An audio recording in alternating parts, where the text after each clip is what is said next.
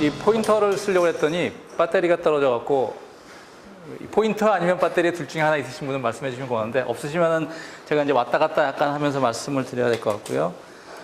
두 번째 공지사항은 오늘 이 장소도 예약을 해주시고 또 이 스터디에 열심히 참여해 주시는 그 이춘석 의원실의 이정원 비서관님이 아버님 상을 오늘 당하셔갖고 갑자기 못 오시게 됐고 또 그 프린트 준비를 하시기로 하셨는데 못 하셔서 최병천 연구위원이 지금 그 사무실에서 그걸 지금 프린트 제본을 하고 있기 때문에 이 자료는 한 8시 조금 넘어서 아마 여기 도착해서 그때 배포가 될 것 같습니다. 근데 원래 저는 그 자료 먼저 드리는 거 별로 안 좋아합니다. 그러면 다 미리 보고 별로 집중이 안 돼서 차라리 잘 됐다는 좀 생각도 들고요. 어차피 자료는 드릴 테니까. 그리고 말씀드리면은 이 자료는 자료입니다.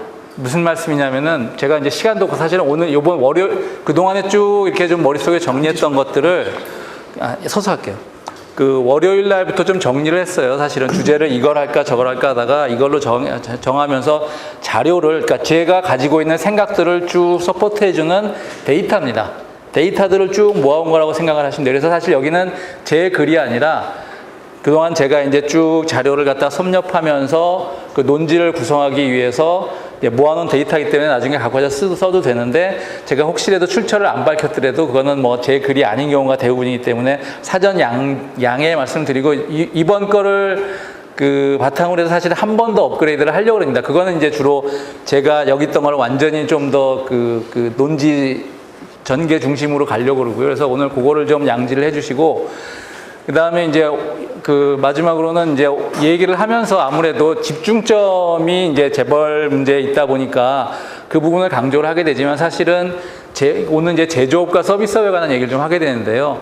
제조업의 업그레이드도 굉장히 중요한 문제입니다. 그러니까 우리 사회의 산업 구조를 바꾸는 데 있어서 하나가 서비스업 고도화라는 문제가 있다라면 또 하나가 제조업 고도화가 있는데 하나 서비스업 고도화는 이제 시장에서의 제도 개혁을 통해서 이루어질 수 있는 바가 있기 때문에 그 부분을 오늘 말씀을 드리는 거고 제조업의 일종의 그 내부적인 고도화, 그러니까 R&D에 의한 고도화는 나중에 또 기회가 되면은 좀 말씀을 다시 올릴 수 있는 기회가 있으면 드리는 걸로 하겠습니다. 그래서 오늘 제가 이쪽 얘기를 한다고 해서 제조업 부분의 고도화, 소위 말하는 고부가 가치 제조업 부분을 이제 홀씨에선 절대로 안 된다라는 걸 사전에 미리 말씀을 드리고 얘기를 시작했습니다.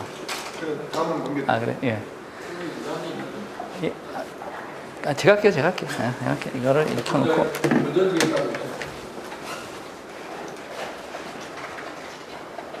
되나? 일단 진행하시죠. 예. 일단 진행하시죠.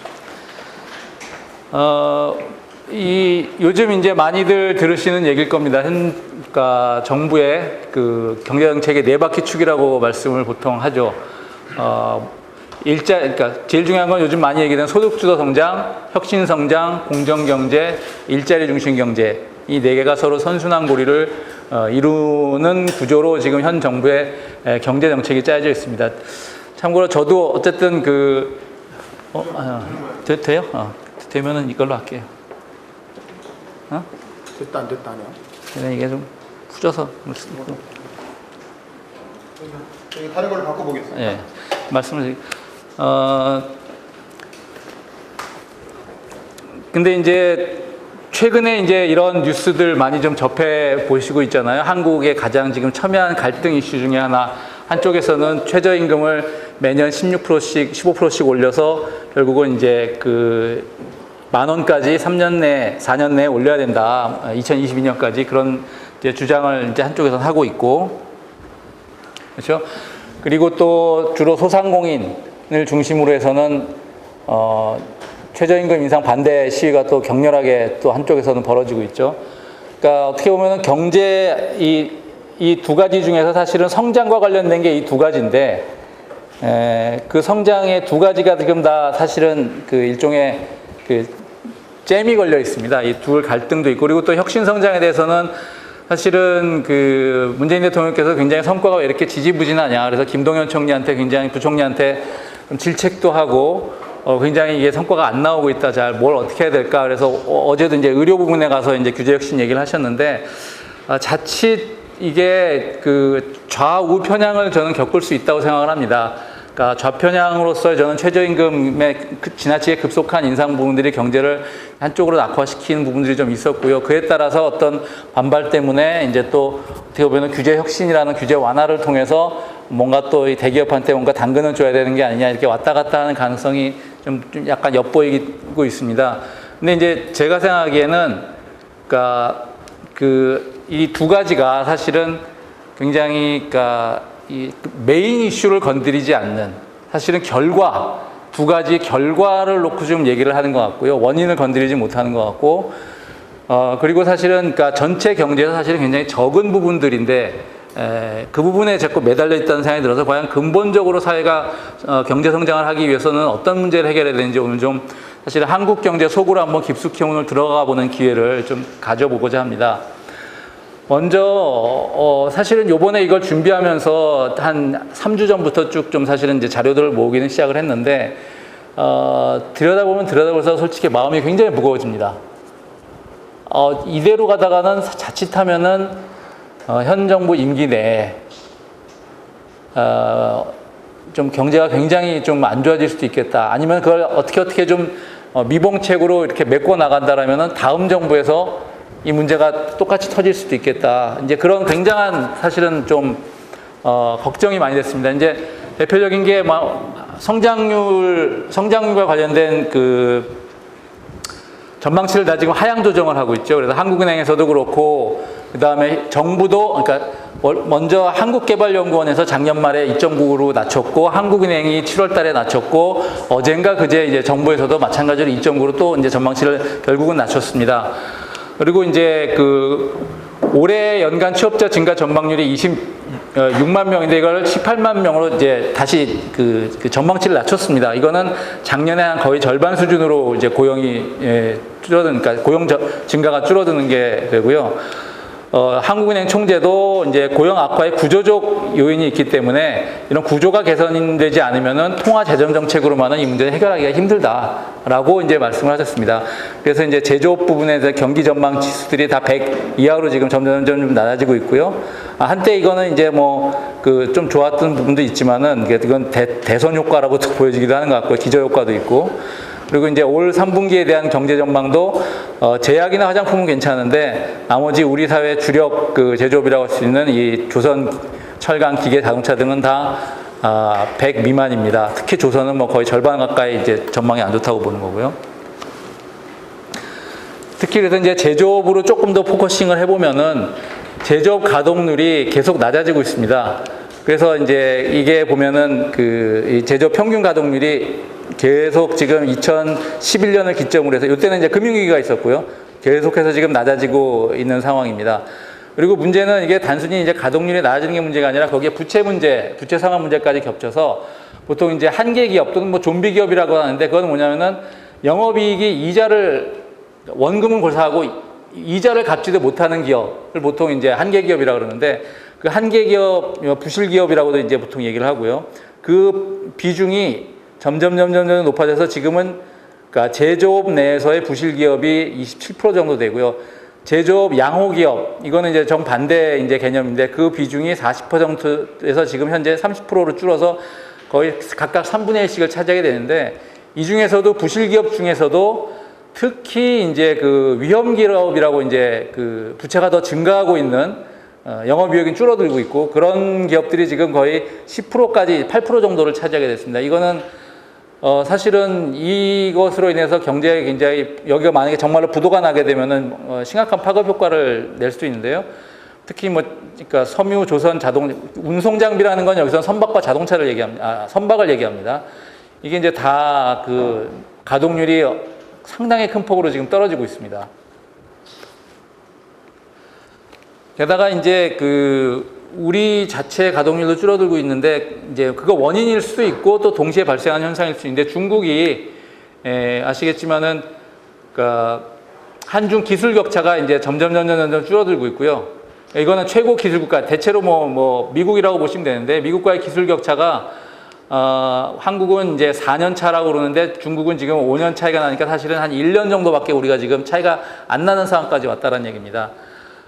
수출 비중에서 이제 첨단 기술 수출이 차지하는 비중이 한국이 그래도 2000년대에 올라갔다가 지금 계속해서 떨어지고 있고요. 2015년대는 중국하고 첨단 기술 분야에서의 수출 비중이 총 수출에서 첨단 기술이 차지하는 비중이 거의 같은 지금 그 비중을 차지하게 됐습니다. 그러니까 굉장히 지금 조만간에 이제 뭐 추월당한다는 얘기가 있는데요. 그런데 이거를 갖다가 이제 벗어나기 위해서 이 추격을 갖다가 뿌리치기 위해서는 당연히 R&D를 해야 됩니다. R&D를 통해서 제품 혁신을 이뤄내야 되는데 우리나라가 R&D가 지금 거의 세계 1, 2위입니다. 그러니까 전체 GDP 대비 R&D 투자가 OECD 국가 중에서 코리아가 1위라고 나오죠. 문제는 이제 이 양으로는 엄청나게 지금 때려박고 있는데 전체 그 GDP 한 4% 정도를 R&D로 하고 있는데 이게 보면은 그러니까 연구 생산성이라 그래서요. 연구가 그 해에 R&D 성과가 가장 높았던 기업과 한국 기업의 차이입니다. 주로 스위스, 뉴질랜드 이런 나라들이 위쪽에 있는데요. 그 대비해서 한국은 약 한 뭐 18%, 22% 정도의 그 연구 생산성을 보여주고 있습니다.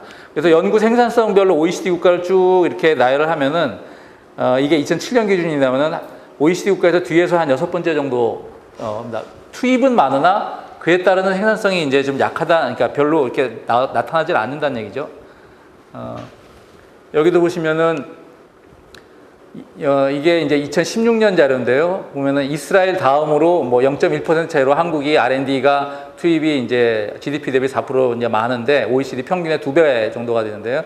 실제로 R&D 투입 1단위당 이제 그 제조업 그 생산성 증가 1단위가 나타나는 비율을 R&D 스톡이라고 그러는데 그 비율이 일본이 8.79인데 이제 그나마 2000년대 초반에는 6.63이었다가 이것도 역시 4.74로 계속 낮아지고 있습니다.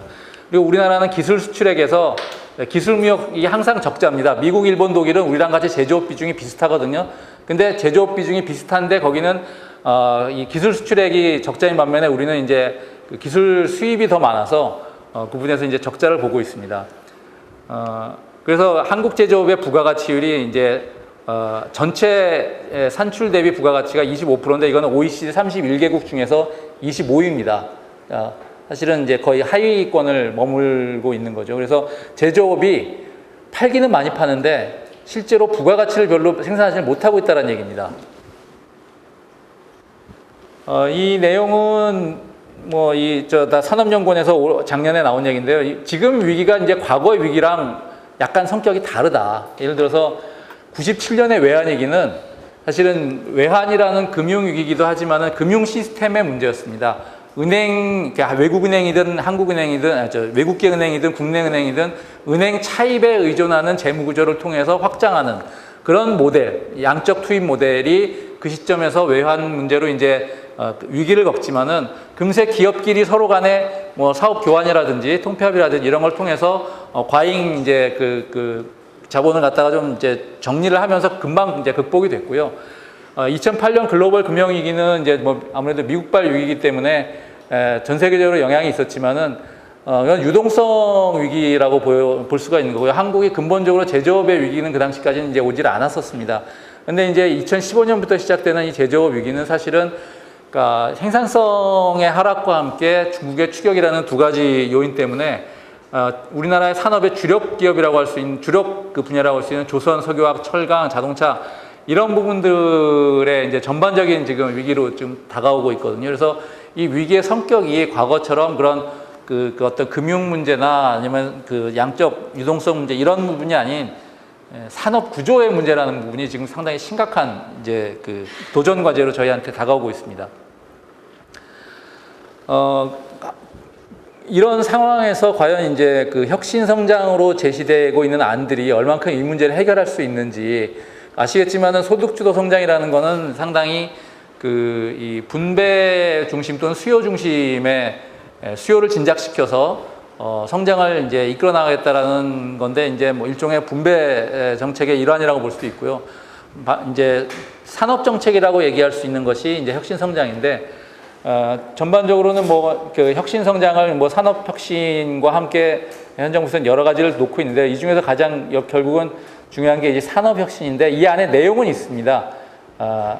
혁신 창업 생태계, 서비스 산업, 신산업, 주력 산업 고도화, 기업 혁신 역량 강화, 혁신 거점 활성화라고 이제 저렇게 표시는 돼 있는데 실제로 이 관계장관 관련된 그 회의들, 그러니까 그 혁신성장 보고대회, 전략 보고대회, 혁신성장 성과 보고대회가 작년 말 올 상반기에 열렸는데 거기서 나오는 내용들을 보면요, 거의 대부분 이 5G 상용화, 스마트 공장, 스마트팜, 핀테크 이런 굉장히 첨단 그 제품을 다루는 산업에 대한 보고만이 이루어지고 있습니다. 근데 이게 약간은 데자뷰 같은 느낌이 들지 않습니까? 그러니까 박근혜 정부 때 창조경제론 2014년 미래창조부가 발표한 거에 의하면 4대 기반 산업이 이런 것이 있고, 그것을 활용한 9대 전략 산업이 똑같이 5G 이동통신도 있고, 뭐 지능형 로봇도 있고, 그 다음에 무슨 스마트 자동차 있고, 신재생 하이브리드 있고, 그러니까 일부 그 학술 논문 쓴 사람들 정책 쪽에서는 이것이 이제 그 일관성과 계승성이 있어서 오히려 긍정적으로 평가하는 그런 뭐 학자들도 있습니다만은 문제는 그렇게 한가한 상황이 저는 아니라고 보여지는 거거든요. 그래서 여기서도 보시면은 이제 주로 산업에 대해서 얘기하는 건 혁신 창업, 벤처 투자 활성화 지원, 혁신 인프라 확충, 이 부분에 굉장히 포커싱이 가 있습니다. 그런데 과연 한국 경제에서 저것이 차지하는 비중이 얼마나 되겠냐는 거죠. 참고로 한국의 지금 그 벤처 기업 수를 그 찾아보면요, 전체 한국 기업 수, 전체 기업 수의 0.6%입니다. 아유, 감사합니다.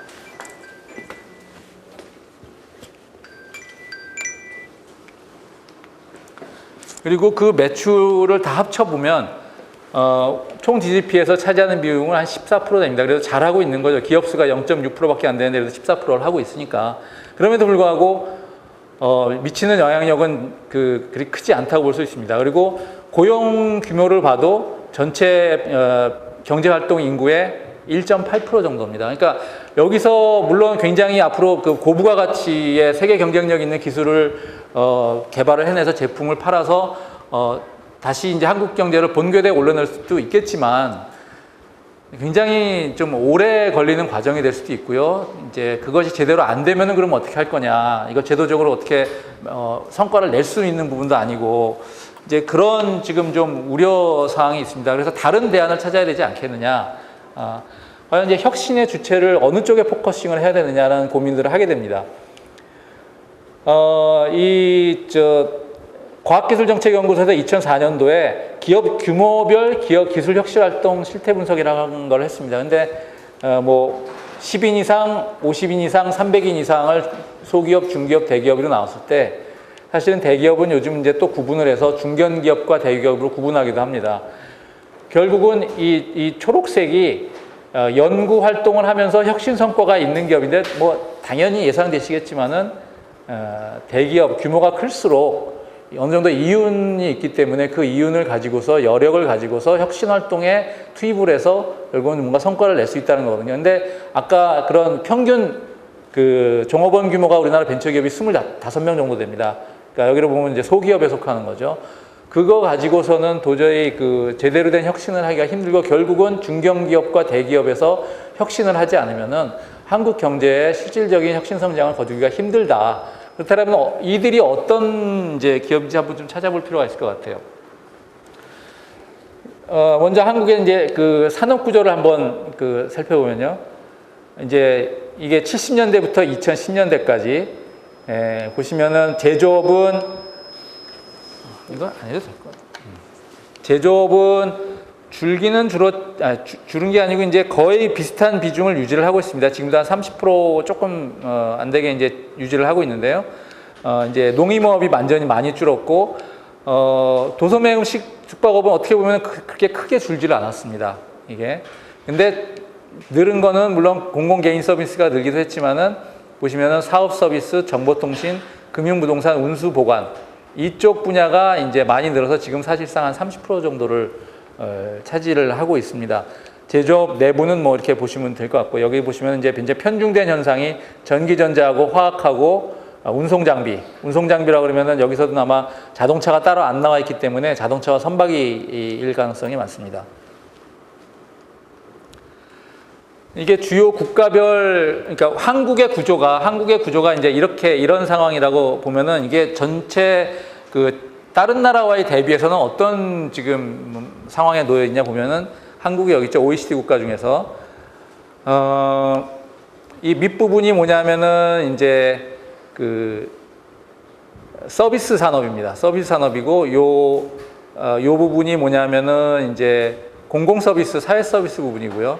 요 부분이 이제 그 제조업입니다. 건설이 가운데 있고 그 얘기는 뭐냐면은 이제 한국은 이제 제조업이 상대적으로 많고 그 다음에 이제 공공 서비스가 좀 적고 그 다음에 이 나머지 이제 일반 서비스 산업이 상대적으로 적은 이런 구조를 갖고 있습니다. 그래서 보시면 룩셈부르크나 아니면은 프랑스나 뭐 미국이나 이스라엘, 덴마크, 벨기에, 영국 뭐 이런 쪽이 주로 이런 그 산업 구조를 가지고 있습니다. 제조업 비중은 뭐 예상하시겠지만은 G7 국가에서는 계속 하락을 하고 있습니다. 그나마 보시면은 이제 뭐 고용 부분에서는 이탈리아나 일본, 독일이 좀 그 고용을 그래도 조금은 프랑스, 영국, 미국, 캐나다보다는 높게 유지를 하고 있고요. 부가가치 면에서도 독일과 일본이 좀 이 제조업 분야에서 부가가치를 경상 가격이건 불변 가격이건 좀 그래도 유지라기보다는 그 완화 속도 늦추고 있는 편입니다. G7이 아니라 전체 OECD 국가를 놓고 보면요, 전체에서 제조업이 차지하는 비중이 한국은 꽤 이제 높은 편입니다. 이 파란색은 70년대고 이 막대는 2012년도인데 즉 이 나라는 제가 지금 정확히 지금 안 보이는데 70년대 제조업이 35%였다가 지금은 제조업이 뭐 한 17% 낮았다는 얘기고요. 한국은 거의 70년대와 2012년이 변하지 않습니다. 제조업의 구성비는 안 변했는데 다만 그 제조업의 그 질이 바뀐 거죠. 그러니까 제조업 내부의 구조가 바뀐 거죠. 경공업에서 중화공업에서 첨단 산업에서 이런 쪽으로 지금 온 거고요. 뭐 비슷한 이제 얘기입니다. 다 보시면은 한국이 제조업 전체 그 GDP에서 그리고 총 고용의 그러니까 고용이고 이거 고용입니다. 고용이고 이제 전체 그 부가가치에서 차지하는 제조업의 비중이 가장 큰 나라 1위, 2위입니다. 그만큼 제조업이 지금 한국 산업에 가장 중요한 역할을 전 세계적으로 비교해 봤을 때도 이제 단연코 많이 차지하고 있다는 얘기고요. 그래서 지역이 어떻게 바뀌냐인데 뭐 아시겠지만 중국하고 동남아가 이제 중국하고 아시아가 이제 늘어나는 것들을 이거는 이제 그 부가가치 측면에서 그리고 고용 측면에서 보여주고 있고 미국과 일본과 이 OECD 국가들이 많이 줄어드는 당연히 그런 양상을 보여주고 있습니다. 그래서 이제 우리가 산업 구조 또는 소득이 올라가면은 이제 4,000불 이게 17,000불 이 소득이 올라가면 올라갈수록 1차 산업은 줄어들고 제조업이 올라갔다가 그것도 어느 정도 약간씩 하락하면서 서비스업이 이제 올라가는 거죠. 그러니까 결국은 소득이 높은 나라들이 상대적으로 이 서비스에 의존을 하게 됩니다. 이제 그냥 서비스가 아닌 다른 이제 구성을 살펴봐야 되는 건데 그거는 뭐 잠시 후 좀 말씀을 드리겠습니다. 그래서 근데 이제 단순하게 비교할 수는 없는 게요. 단순하게 비교할 수는 없는 게 아까 독일, 일본 예를 보면서 우리가 아니면 이제 프랑스 아까 뭐 아니면 네덜란드, 벨기에를 보면서 우리가 그 나라보다 서비스 산업이 훨씬 더 적다, 제조업이 너무 많다. 뭐 이렇게 하면은 이제 반론 중에 하나 뭐냐면 한국 정도의 GM 1인당 그 국민소득을 가졌을 때에 그러면 제조업 상황은 어떠냐? 그 상황으로 되돌아가서 우리도 비교해봐야 되는 거 아니냐고 봤을 때. 미국이 그 2015년도 상황이었을 때의 이 산업구조, 제조업과 서비스를 유사한 상황으로 보면은 미국이 1999년도에 이제 유사한 그 PPP 기준으로, 그러니까 구매력 기준으로 봤을 때 비슷한 상황이었는데, 서비스업이 월등히 많고요. 일본과 독일조차, 우리나라랑 이제 나름 그래도 그 제조업이 구성이 비슷한 일본과 독일조차도 한국 2015년도에 1인당 국민소득이었던 과거 그 수준의 과거로 봤을 때는 여전히 서비스업이 많은 비중을 이제 차지하고 있습니다. 그렇지만은 이제 그 2000년대 들어서 미국, 일본, 독일 등도 이 제조업의 비중이 줄어드는 것이 가져오는 이제 그 부정적인 영향이 있다라는 것을 굉장히 중시를 하게 되면서 탈산업화, 탈공업화를 좀 멈추고 다시 제조업 신발전 전략을 적극적으로 추진하고 있습니다. 그렇기 때문에 제가 서두에서도 말씀을 드렸지만 이 제조업이라는 것들에 대한 그 중시를 절대로 이제 눈을 돌려서는 안 되고요. 다만 오늘의 이제 중점 주제는 제조업을 어떻게 발전시키냐는 거에 두 가지 요소 중에 하나인 고부가가치 제조업과 사실은 생산자 서비스업, 이 두 가지에 좀 초점을 맞춰서 말씀을 드리고자 합니다. 지금 한국의 산업 구조가 계속 업그레이드가 돼야 되는데, 여기 보시면은 전체 산업 구조 지수도 과거에는 이제 좀 높았는데 점점 낮아지고 있고요. 제조업 내에서의 제조업이 어떤 제조업을 하느냐의 구조 변화 지수도 2000년대 들어와서 굉장히 낮아지고 있습니다. 이게 뭐냐면은 산업 구조가 잘 안 변하고 있고요. 제조업 내에 그 어떤 제품 구성, 생산 구성도 지금 정체돼 있다는 지금 상황입니다. 그래서 구조 변화 지수가 굉장히 그 OECD 국가 중에서 낮은 축에 속하고 잘 안 변하는 나라에 지금 속해 있고요. 반면에 이제 아일랜드나 뭐 이쪽 국가들은 이제 뭐 너무 빨리 변해서 문제입니다. 여기는 이제 오히려 이제 중간 정도 비중을 차지하는 나라들이 좀 안정적으로 산업이 그러니까 변화하고 있기 때문에 최소한 이 정도는 껴야 되는데 그런 것들이 좀 굉장히 우리가 지금 굉장히 정체돼 있다는 걸 좀 말씀을 드리는 겁니다. 결국은 산업 구조를 고도화하는 것이 혁신 성장입니다. 산업 구조를 고도화하는 것이. 근데 산업 구조 고도화의 목적은 결국은 성장 잠재력 확충이고 일자리 창출, 사회 후생 증진입니다. 그 자체가 목적이 될 수는 없는 거죠. 산업 구조 고도화가. 그래서 사실은 진보 세력 내지는 노동운동 하시는 분들한테 저는 꼭 이 질문을 합니다. 산업 구조가 이대로 변하지 않아도 되는 것인가? 만약에 진보적인 관점에서 그리고 노동운동을 하는 관점에서 산업 구조가 변화해서 다른 산업 구조로 이제 고도화될 때 쉽게 말하면 구조 조정을 해야 되는데 진보 정치 세력과 노동운동 세력의 산업 구조 조정 정책은 무엇이냐, 전략은 무엇이냐 아무리 물어봐도 사실은 답을 하는 사람들은 저는 거의 못 봤습니다. 하지 말자라는 쪽으로 주로 포커싱이 되어 있습니다. 근데 문제는 이제 그랬을 경우에 계속해서 지금 그 산업이 지금 이제 낙후돼 가고 있는 거죠. 그래서 본질적인 것이다. 그러니까 경제 발전과 산업 구조의 변화는 본질적인 것이다. 하나의 산업 구조를 가지고서 계속 경제 발전을 할 수가 없고 경제 발전은 산업 구조를 통해서만이 발전이 가능하다라는 것이 이제 경제학에서 일반적인 내용입니다. 그랬을 때 이 산업 구조 고도화라는 것이 이제 크게 이 산업연구원의 이제 논문에 의하면 네 가지를 그러니까 구분해서 볼 수가 있다. 산업의 생산성이 높아지는 거, 그 다음에 산업 간의 생산성이 높은 부분으로 자원이 잘 이동될 수 있도록, 즉 산업 생산성이 떨어지는 부분에 자원을 계속 붙잡고 있는 게 아니라 이게 잘 흘러가고 변화할 수 있도록 그게 이제 시장이 잘 작동하고 있느냐 이런 문제고요. 그 다음에 이제 에너지를 얼마나 적게 쓰느냐. 오늘은 이 문제는 잘 얘기를 하지 않겠습니다. 그리고 이제 국제분업화에서 얼마나 경쟁력 있는 이제 산업 구조를 가지고 있느냐. 우리나라가 이제 내수 시장이 아주 큰 나라라면 저게 좀 덜 중요할 수도 있겠지만은 아시겠지만 한국은 무역을 하지 않으면 수출을 하지 않으면은 국내 시장이 엄청나게 이제 한계가 있기 때문에 이것이 굉장히 지금 중요한 이제 상황입니다. 그렇게 해서 각각을 좀 따져볼 건데요. 요거와 1번, 2번과 4번을 간략하게 한번 좀 따져보고자 합니다. 산업의 생산성인데요. 이제 크게 보면 제조업과 서비스업으로 이제 나눠서 볼 수가 있습니다.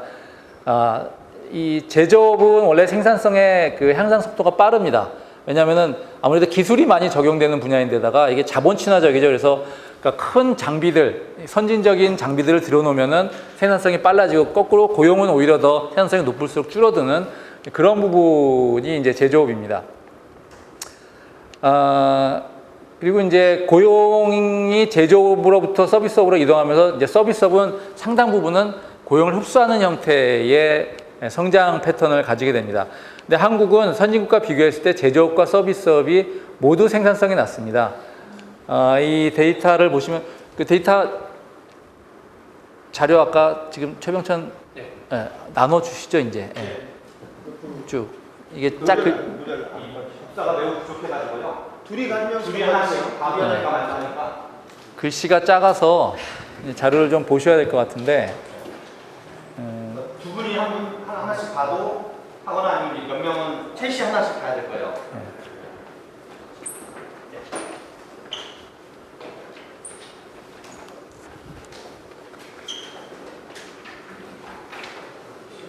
이거를 다 출력할 수 있었는데 그럼 제가 한 9시 반쯤에 도착할 것 같아서 그냥 왔습니다. 그러니까 자료집이라고 생각하지 보시면 됩니다. 그러니까 보시면은 이 노동 생산성 분야에서도 이게 그 차이가 한국이 미국하고 독일하고 차이가 있는데요. 아무래도 이제 이쪽 그 노동 생산성이 떨어지는 거는 이쪽에 이제 그 기술 집약적 산업이 늘어나면서 일본과 독일도 노동 생산성이 떨어지는데 한국은 여전히 보시면은 여기 맨 밑에 거죠. 40% 정도, 그러니까 선진국 대비 한 40% 정도의 노동 생산성을 유지하고 있고요. 이게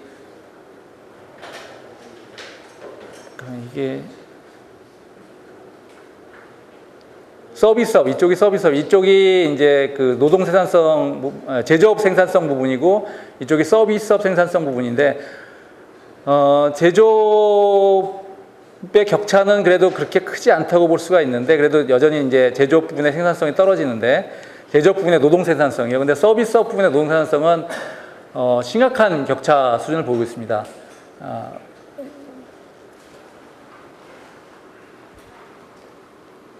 뭐 이거는 뭐 그냥 왜 경제 서비스화가 되는 것이 좋냐 나쁘냐에 대한 이론인데 이건 그냥 참고를 하시고 그렇게 봤을 때 왜 우리나라의 서비스 산업이 그 선진국의 서비스 산업과 비교했을 때 저렇게 부가가치가 낮으냐 뭔가 이유가 있을 거 아니에요? 그 서비스 산업 내에 좀 구성이 다르기 때문에 이제 그런 이유가 발생을 합니다. 보통 서비스 산업을 뭐 한 몇 가지가 있는데 가장 그 많이 분류하는 방법은 소비자 서비스, 생산자 서비스 이 두 개를 합쳐서 보통 시장 서비스라고 보통 얘기를 합니다. 그리고는 사회 서비스 또는 비시장 서비스라고 얘기를 하고 그래서 이게 보시면은 이제 고부가가치, 저부가가치 이렇게 좀 나올 수가 있는데요. 위쪽이 뭐 상대적으로 고부가가치고 밑에 쪽이 상대적으로 저부가가치인데 뭐 소비자 서비스 같은 경우에 저부가가치는 소매, 음식, 숙박, 미용실, 학원 사실은 지금 최저임금 1만 원에 가장 큰 타격을 받고 있는 부분이 이제 이 부분인 거고요. 소비자 서비스 중에서 고부가가치는 뭐 방송, 극장, 놀이공원 뭐 이런 것들이 좀 있을 수가 있습니다. 그리고 생산자 서비스에서는 고부가가치 서비스로는 연구개발, 디자인, 회계, 광고, 물류 등이 부가가치가 높은 반면에 이제 그 비정규직 파견 근로 같은 이제 인력 파견이라든지 회사 내에서 경비나 회사 내 식당 뭐 이런 것들이 생산자 서비스인데 여기서의 부가가치는 높지가 않습니다. 그리고 사회 서비스에서도 의료와 교육을 이제 사회 서비스로 분류를 많이 하는데 이 경우에는 그래도 돈으로 잘 환산할 수는 없지만 부가가치가 이제 높다고 일반적으로 판단이 되고요. 행정 사회복지는 상대적으로 부가가치가 이렇게 높지는 않은 이제 서비스에 속합니다. 결국 이거는 우리가 보통 경제계에서 얘기하는 소비자 3주체인 소비자, 기업, 정부 여기에 이제 1대1 대응을 좀 하는 그런 분류입니다. 물론 이렇게 분류를 하기도 합니다. 인력이냐 지식이냐 물적 자본이냐에 따라서 그게 그리고 이제 소비자 대상이냐 기업 대상이냐에 따라서 인력 기반 생산자 서비스, 인력 기반 소비자 서비스, 지식 기반 생산자 서비스, 지식 기반 소비자 서비스, 물적 기반 생산자 서비스, 물적 기반 소비자 서비스 이렇게 나누기도 합니다. 그래서 보면은 인적 기반 생산자 서비스는 단순 노동을 이제 제공하는 거죠. 산업의 중간 투입제로 인력 파견, 경비 이런 거고요. 인력 기반 소비자 서비스는 그야말로 이제 음식을 만들든 뭐 대리기사라든 이렇게 최종 소비자에게 인력을 제공하는, 노동을 제공하는 거고요.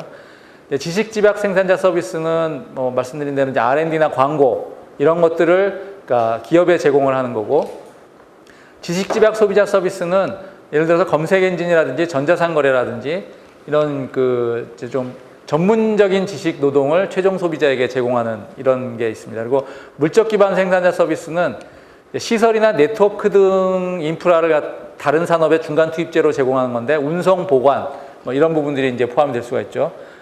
물류 같은 것들, 그리고 물적 기반 소비자 서비스는 시설이나 네트워크 인프라 등을 최종 소비자에게 제공하는 건데, 그거는 뭐 이동통신망이라든지 호텔이나 놀이공원, 뭐 항공사, 뭐 이런 것들이 이제 물적 인프라에 기반한 소비자 서비스가 되겠습니다. 결국은 여기서 이제 고부가가치 쪽으로 가야 되는 거죠. 구체적으로 어떤 내용이 사업 서비스에 들어가는지에 대해서는, 오늘은 이제 주제가 사업 서비스인데 생산자 서비스라고도 합니다. 국민계정에서는 어떻게 그거를 분류를 하고 한국 그 표준산업 분류에서는 어떻게 분류하는지가 쭉 나와 있습니다. 대체로 보면은 정보 서비스업, 주로 IT 관련된 것들, 그리고 이제 장비용품 임대업 이런 것들이 있고, 예를 들어 이제 포크레인 같은 것들을 임대해주는 이런 임대업이 있고요. 그다음에 연구개발업이 있고, 그다음에 사업 관련 전문 서비스업인데, 이거는 이제 뭐 법무 서비스, 회계 서비스, 시장조사, 컨설팅, 광고, 그리고 이제 기타 서비스가 또 좀 있습니다. 그리고 이제 과학기술 관련 전문 서비스업이라고 해서 이거는 이제 엔지니어링 관련된 그 서비스입니다. 그리고 사업 지원 서비스라고 해서 방금 얘기했지만 이제 인력 파견, 뭐 청소, 소독, 이런 이제 그 서비스들이 있습니다. 보통 이제 그 관계를 보면요, 이거는 이제 그 대만의 그 제일 큰 컴퓨터 회사 에이서라는 컴퓨터 회사 아시죠? 에이서의 총재 회장인 스탠 쉬라고 있는데, 스탠 쉬라는 사람이 제시한 개념도입니다. 뭐 이게 아직 어떤 학술적으로 이렇게 뭐 통계를 통해서 나오진 않은데, 뭐 대부분 다 이제 업계에서는 통용되는 얘기인데, 보통 그 가치 사슬이라 그래서, 그러니까 이 생산 활동이 벌어지는 그 과정을 이렇게 순차적으로 보면은, 대체로 순차적으로 보면은 연구 개발하고 디자인하고 조달, 그러니까 부품을 조달하고, 그리고 이제 조립하고 제조하고, 그거를 이제 소비자가 있는 곳으로 가까이 물류를 해서 운반하고, 광고와 마케팅을 한 다음에 팔고 나서 서비스를 하는 이 과정을 거치게 됩니다. 그걸 가치사슬 밸류체인이라고 그러는데, 1970년대에는 이게 그나마 좀 완만했어요. 완만하다는 의미는, 그러니까 부가가치 생산 비중이 좀 비슷했다라는 거예요. 상대적으로 제조 쪽에 어떻게 보면 부가가치가 더 많았다고 볼 수가 있는데, 이것이 2000년대로 넘어오면서 스마일 곡선이라고 그래갖고 이렇게 푹 파이게 됩니다. 푹 파인다는 얘기는 제조업에서 발생하는 부가가치가 많이 줄어들고, 왜냐하면 이 원인은 뭐냐면 1990년대에 소위 말하는 동구권이 몰락을 하죠. 그리고 중국이 개방을 합니다. 전 세계 글로벌 시장에 거의 뭐 한 20억에 가까운, 인도가 들어오게 되면 사실상은 한 30억에 가까운 신규 노동력이 진입을 하면서 비용이 싸지다 보니까 부가가치가 이제 비용이 싼 것으로 가고, 그러다 보니까 여기서 이제 그 부가가치가 줄어든 반면에 이제 보다 이제 그 고급스러운 이제 것들을 활동들을 하는 이게 소위 말하는 포스트 프로덕션, 생산 전 사업자 서비스와 이제 프리 프로덕션, 이제 프리 프로덕션 그 사업자 서비스와 포스트 프로덕션 사업자 서비스가 훨씬 더 많은 부가가치를 생산하게 됩니다. 이 대표적인 기업이 여러분들 잘 알고 계시는 애플이죠. 애플은 아예 자기가 제조를 하지를 않습니다. 자기가 제품을 설계하고 디자인을 하고 그다음에 조달까지도 아예 맡겨버리는데, 다만 이제 조달을 할 부품을 다 선정한 다음에 제조는 뭐 중국에 있는 대만 기업인 이름 갑자기 폭스콘에다가 이제 맡기죠. 그 다음에 이제 해운 물류를 통해서 애플의 광고 엄청나게 잘하죠. 애플 광고는 세계 최고 광고라고 보통 얘기를 하는데, 그리고 이제 서비스인데, 이 서비스는 그냥 서비스가 아니라 요즘 같으면 아이튠이라는 사실상 서비스 겸 그걸 통해서 오히려 부가가치를 높이는 그런 그 서비스를 하고 있는데, 이쪽과 이 끝과 저쪽 끝에 부가가치를 올리는 방법들은 좀 다릅니다. 이 소위 말하는 생산 전 사업자 서비스, 프리 프로덕션 서비스에서는 지식 집약적으로 이쪽에서는 그 부가가치를 올리고요. 이 생산 후 사업자 서비스에서는 네트워크 효과를 가지고서 부가가치를 올립니다. 즉, 얼만큼 더 시장을 많이 점유하느냐, 이 사람 저 사람이 서로가 이 한 사람이 물건을 사는 게 아니라 10사람이 물건을 사면은 더 큰 이제 판매 효과를 누리는 네트워크 효과 중심이고, 이쪽은 이제 지식 집약적인 거죠. 결국은 이쪽으로 이동을 해야지, 산업 구조가 이쪽으로 이동을 해야지 전체 밸류체인에서 가장 부가가치를 많이 창출하는 걸 국내에 남기고, 그리고 마치 요 선을 국경선이라고 생각하면 됩니다. 요 선 밑에 거는 해외로 내보내야지 그나마 이 생산성이 훨씬 더 증가할 수 있습니다. 왜냐하면 이게 국내에 머물게 되면 아시겠지만 비용이 높아지면서 전체 부가가치를 오히려 끌어내리는 역할을 하게 되는 거죠. 뭐 사업 서비스업에 보시면은 여기서 이 노란색이 사업 서비스업의 비중입니다. 서비스업 전체에서 이 금융, 부동산, 사업 이 세 가지를 합쳐서 이제 사업 서비스업, 광의의 사업 서비스업이라고 하는데 이것이 차지하는 비중이 외국 같은 경우에는 보시면은 뭐 그 서비스업 자체가 굉장히 비중이 높은데 그 중에서 이거는 미국, 영국, 독일, 프랑스, 네덜란드 모두 다 약 한 20% 정도 되는 건가요? 20%. 32%, 네. 33%. 그러니까 그다음에 영국도 32%. 네. 그러니까 이제 한국 같은 경우가 이제 그 사업 서비스업이 차지하는 비중, 광의의 사업 서비스하는 비중이 상대적으로 굉장히 낮습니다. 30% 정도 되네.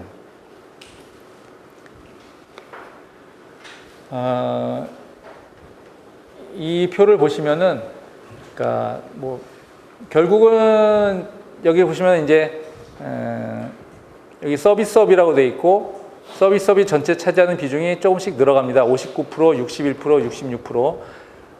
근데 그 중에서도 보시면은 이제 도소매 음식 숙박이 차지하는 그 비중은 오히려 조금씩 줄어들고 있고요. 약간씩. 이제 보시면 기타 서비스, 이 기타 서비스가 사실은 인력 파견업일 경우가 많습니다. 이게 이제 한 20%를 차지하고 있고 사실상 좀 고부가 가치라고 할 수 있는 연구 관련 서비스, 전문 서비스, 광고, 건축 이런 부분들은 이렇게 비중이 별로 그렇게 높지가 않습니다. 그나마 그래도 좀 조금씩 증가를 하고 있고요. 취업자 부분도. 그리고 부가가치도 근데 이제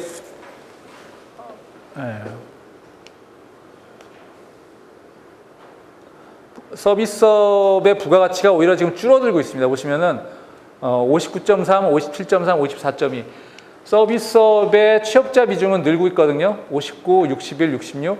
근데 서비스업의 부가가치는 오히려 지금 축소하고 있습니다. 그 중에서도 특히 보시면은 뭐 이 엔지니어링, 건축 공학 서비스가 72에서 65로 줄고 컴퓨터 관련 서비스도 50에서 48로 줄고 뭐 기타 사업 서비스도 67에서 뭐 조금 줄었고요. 그러니까 전반적으로 이상하게 이 사업 서비스가 오히려 2000년대 들어서 늘어야 되는데 오히려 줄고 있어요. 이게 한국의 굉장히 독특한 현상입니다. 외국은 여전히 계속 늘고 있거든요, 저 부분이. 전체 GDP를 차지하는 비중이 그래도 조금씩은 늘고 있는데 문제는 이제 증가율이 점점 둔화가 되고 있습니다. 이게 1% 증가해서 이제 여기 1% 했다가 여기는 이제 한 0.6% 증가하는 쪽으로 나오는데 어쨌든 이게 한국의 이제 독특한 이제 현상을 제가 이제 말씀을 드리는 건데 특히 이제 재미있는 현상은요. 사업 서비스업의 증가율이 둔화된 게 그 중에서 주요 항목인 정보 처리업의 매출 및 고용 증가율이 2001 이후에 급속히 하락을 합니다. 이처럼 서비스업의 실질 부가가치 증가율이 둔화되고 그로 인해서 서비스업의 GDP 비중이 하락하는 추세는 매우 이례적인 현상이고 다른 나라들의 경우에 보면은 이런 경우는 발견하기가 이제 어렵다. 이게 이제 이 산업연구원에서 나온 이제 김중 박사에 나온 자료인데요. 이게 굉장히 독특한 케이스라는 거죠. 여기 보시면은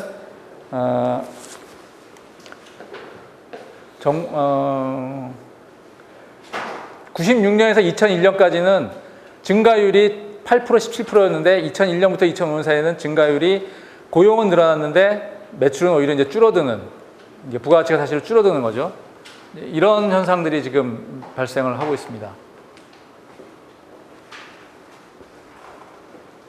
이거는 뭐 다른 나라하고 비교를 한 건데 이제 뭐 이거는 참고를 하시면 될 것 같고요.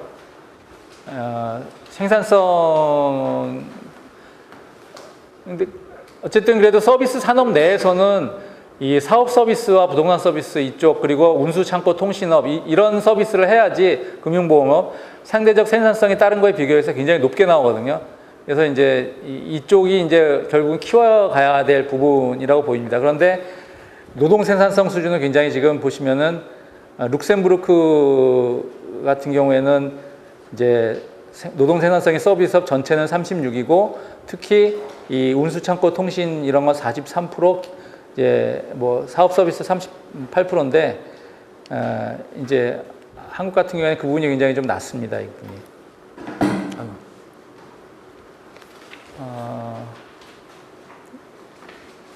뭐 비슷한 얘기고요. 이거는 그러니까 경쟁력이 굉장히 취약하다는 얘기인데 어쨌든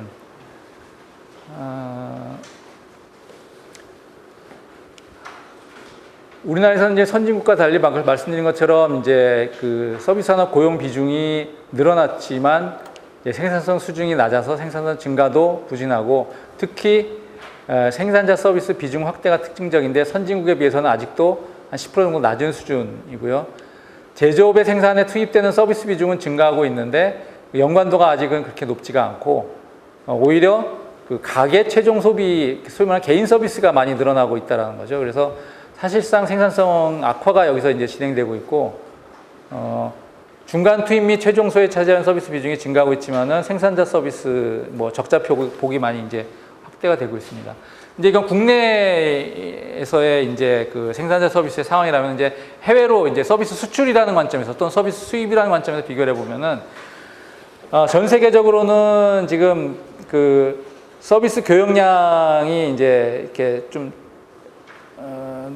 늘고 있습니다. 이게 교역량이고 총 그 수출 무역량 대비 서비스 규모 비중에서 비중이 서서히 올라가고 있고 교역액은 굉장히 빠르게 이제 증가를 하고 있는데 그 중에서 보시면은 이제 운수라는 거는 이제 물류입니다. 이제 그러니까 물류업은 조금씩 줄어들고 비중이 줄어들고 여행도 비중이 좀 줄어들고 있는데 기타 서비스의 교역량은 많이 늘어나고 있죠. 이 부분이 이제 주로 이제 사업 서비스인데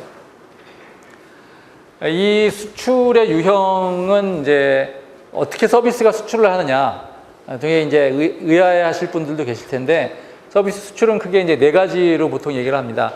하나는 주로 이제 관광이죠. 여행을 우리나라로 오는 즉 서비스는 그냥 있는데 외국 사람이 와서 소비하기 때문에 이걸 수출로 보는 경우 그게 이제 해외 소비, 유형 2번이구나. 이게 해외 소비입니다.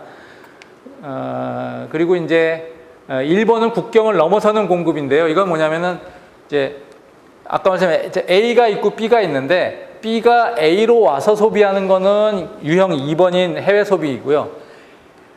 B가 그대로 있으면서 A의 서비스를 이용하는 예를 들어서 그 콜센터, 국제 콜센터 서비스라든지 원격 의료라든지 이런 부분이 이제 국경을 넘는 공급인 거고요. 서비스 수출인 거고 상업적 주제는 우리나라의 서비스 업체가 B 국가의 기업을 법인을 차려서 거기서 그 나라 사람들을 상대로 매출을 일으키는 게 이제 상업적 주제인 유형 3번이고 자연인 주제는 뭐냐면은 이제 일시적으로 파견 가는 그러니까 그 뭐 컨설턴트들이 간다라든지 아니면은 뭐 일시적으로 이제 출장 비슷하게 가서 쓰는 거라든지 이런 것들이 이제 자연인 주제인데 일반적으로 보시면은 상업적 주제 즉 그 나라의 서비스 기업이 해외에 법인을 설치하고서 서비스를 제공하는 경우가 한 50% 정도를 차지하고 있습니다.